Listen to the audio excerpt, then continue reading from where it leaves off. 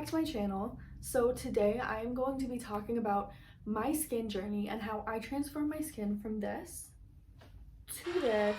I'm going to start off by talking about my skin journey and the things that I had to go through with my skin, my struggles, what I did specifically to solve my acne years ago that temporarily worked. And then I'm also going to be talking about some of the skincare that I use that has helped my skin a lot and brands that I like. Anyways, let's get into it. So for about 3 or 4 years, I struggled with really painful, really red, irritated cystic acne. If you have had cystic acne, you know that it is possibly the worst type of acne you can have because your skin is so red and so inflamed. It's painful. It destroys your confidence.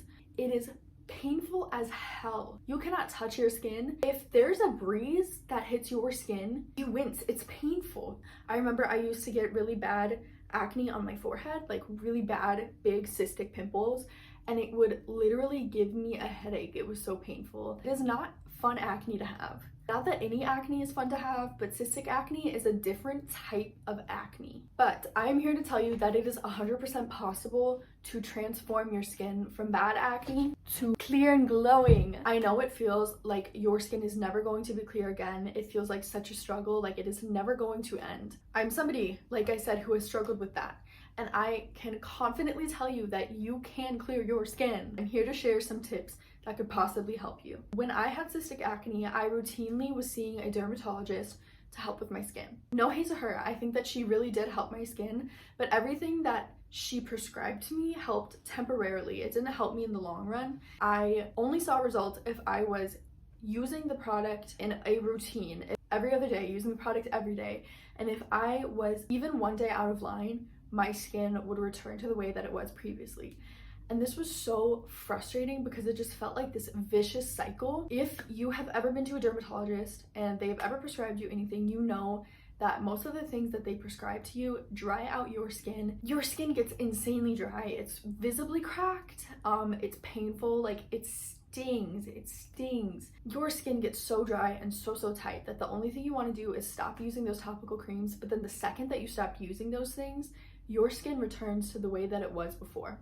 Sitting on my bed is not as comfortable as I thought that it was going to be. Just wanted to change up the background a little bit because I'm always sitting at my desk when I film videos. Now, when I was seeing my dermatologist, she prescribed to me tretinoin, retinols, different hormonal creams, different hormonal oral acne medications. I was on Accutane for about a year. That completely transformed my skin. My skin was clear, like clear. I still had blackheads. I still struggled with my pores being big, with texture on my skin, but the cystic acne itself was gone. And then after a year, I stopped taking Accutane because my skin was clear. Why would I need to continue taking Accutane?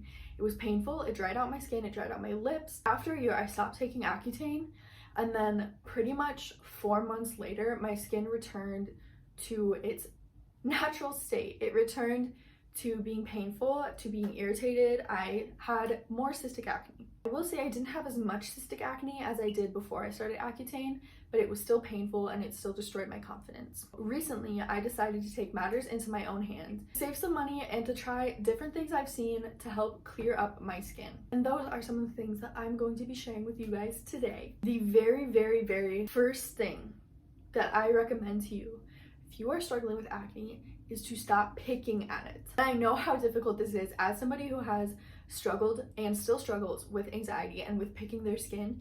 It is so hard, especially when you're bored. It's like muscle memory. It's not even something you think about doing. And then when you're in an anxious situation, you find yourself picking without even realizing it. I will say, for me, I think that my issues picking my skin run a lot deeper than just picking my skin. Like I said, I think it's a lot of anxiety and a lot of boredom, and I have found different coping mechanisms, such as trying to distract myself when I'm picking my skin. I think it's very personal to you. If that requires that you do your skincare with the lights off, do it. If that requires that you donate or throw away your pimple popping tools, do it, because picking your skin leads to more redness, it leads to more irritation, it can lead to scarring. If you pick your skin and you don't get everything out of your skin, it will cause another pimple, or it will cause the pimple that you just picked to get even worse. My first tip for you is to stop picking your skin. I hate to say it, but one of the skincare TikTok trends has really helped my skin. I am somebody who views TikTok trends as different ways to promote people to spend money. TikTok is full of overconsumption. When I see trends where people are telling you to buy disposable paper towels to dry your skin, or telling you to buy 5 different products that are going to help your skin, I think that it is complete crap. But this one TikTok skincare trend has actually helped my skin a lot. So my second tip for people struggling with their skin is to double cleanse. This is more for people who struggle with sebaceous filaments, big pores, texture on their skin, and blackheads rather than cystic acne. Double cleansing has helped insanely with my skin, with my blackheads specifically. I sit and I massage around my nose and around my forehead where my pores are really big and where I have sebaceous filaments. Also my chin. I have noticed that it has helped so much because it pushes out all of the gunk and all of the dirty oils that are in your pores. It almost replaces it with the new oil or the oil cleanser that you are using. Ugh, my back is hurting. Double cleansing also just ensures that you are not going to have any makeup residue on your face that could possibly clog your pores while you're sleeping or just anytime during the day. This is kind of the same category, but I would say my third tip is to wash your face more often. If you are struggling with acne, when I was still in high school and I was struggling with acne, I would wash my face 3 times a day. Once in the morning, once when I get home from school, and then one time before I go to bed. And you don't have to do all of your skincare every single time you wash your face. I would always just do the second time I wash my face, I would just use a hydrator. I would just use a moisturizer to hydrate my skin. But again, this just really helps to ensure that any oils that are on your skin or any dirt, any gunk, anything that is on your skin is not going to seep into your pores while you are sleeping or while you are going about your day. The third tip that has helped me immensely with my dry skin and with the texture on my skin is dermaplaning my skin once a week. I know this sounds very scary because you are working with a very sharp blade, but the benefits of dermaplaning, I think, outweigh the possible consequences. First things first, I recommend that if you want to start dermaplaning your skin, that you do your research and you look up how to properly dermaplane your skin, because I didn't, and I learned the hard way that it can cause cuts and it can be very painful. The benefits that I have found when it comes to dermaplaning my skin is obviously it removes the hair on your skin, so when you're doing your makeup, there's not that layer of hair in between your skin and the makeup. So my makeup just looks a lot smoother and it applies a lot smoother when I have a freshly dermaplaned face. Not only that, but directly after dermaplaning my face, my skin feels a lot more hydrated and a lot smoother because it's a way of exfoliating your skin. So it removes those dead skin cells that could prevent your products that you are using from penetrating and getting deeper into your skin. Please, when it comes to dermaplaning, be careful. Be so careful.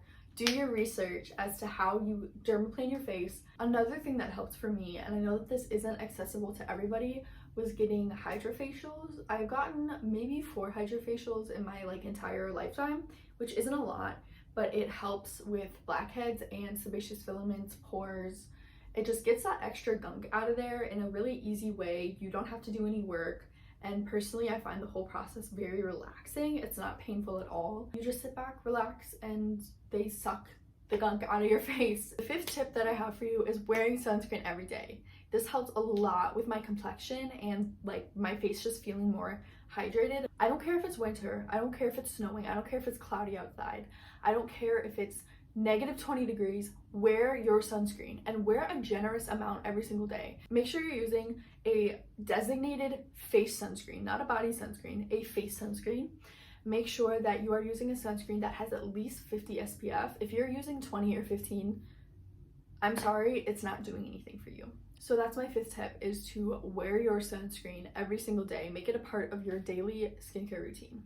Those are my 5 skincare steps. These are all the skincare products I'm going to share with you guys. I will say a lot of the skincare that I use is more on the expensive side. I personally choose to invest in my skincare, so I am going to be sharing some of those products. I'm just going to be starting with some different serums, working my way up how I do my skincare steps. Caudalie is one of my favorite skincare brands, and I just recently I would say the past 5 months I've been using their skincare. I have seen major results with this and with this. Both of these are more for your complexion. This one is for scarring and this one's more for glowing. I actually bought this just because I like the way it looked and I like to spray my face when I'm doing my skincare. I actually noticed my skin has been a lot more glowy since using this product. These two together I think work really well. I really love both of these products. This is actually my second time purchasing this product. Next, moisturizer. So I have two moisturizers for you guys. This one is a little bit cheaper than this one. Both I think are really great, really moisturizing. So starting off with the First Aid Beauty Ultra Repair Cream. This is probably my 5th bottle. I have been using this